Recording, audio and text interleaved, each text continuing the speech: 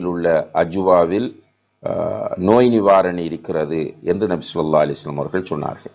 எனவே இந்த ஹதீஸ்களை அடிப்படையாக வைத்து அறிஞர்கள் இங்கே குறிப்பிடப்படக்கூடிய அஜுவா என்பது மதீனாவில் உற்பத்தி செய்யப்படக்கூடிய அஜுவா என்று குறிப்பிடுகிறார்கள்.